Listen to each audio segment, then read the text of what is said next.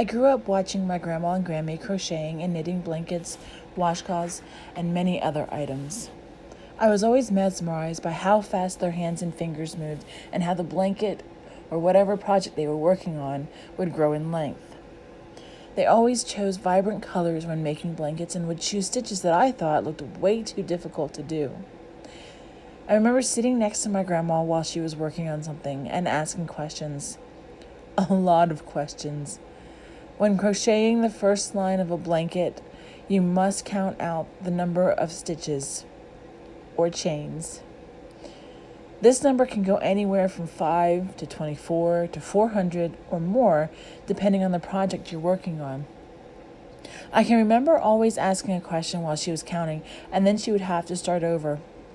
I was asking so many questions that eventually she started marking every 10 stitches so that if I interrupted her with a question, she would know where she was at. I didn't do this on purpose.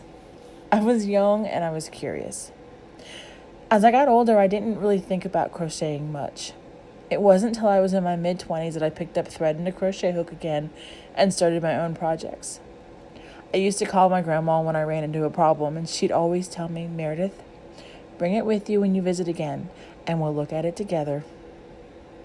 We'd sit in the spare bedroom where her books were and open what I called the Crochet Bible. I loved this book and would sit in that room for hours reading it and looking at every stitch it had on its pages. Every time I read it, I would ask my grandma if I could take it home and learn a new stitch. She always told me, "One day I'll let you take that book home, but not today." I would stand there pouting and eventually put the book back on the shelf. 2 years ago, my grandma had a stroke. She lost mobility in her right arm and hand, which meant she could no longer crochet.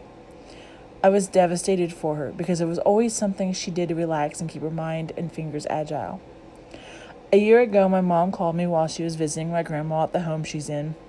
She said, "I'm going through your grandmother's crocheting supplies. Is there anything you want?" I immediately said I wanted her hooks and thread. I asked my mom if I was finally allowed to have the book, and I was so happy when she said yes. A week later, my mom dropped everything off at my apartment.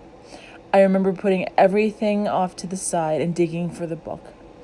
I pulled it out, looked through it, and then clutched it in my arms and cried. Being in possession of the book meant my grandma could no longer do something she loved so much. It was now my turn to continue her work.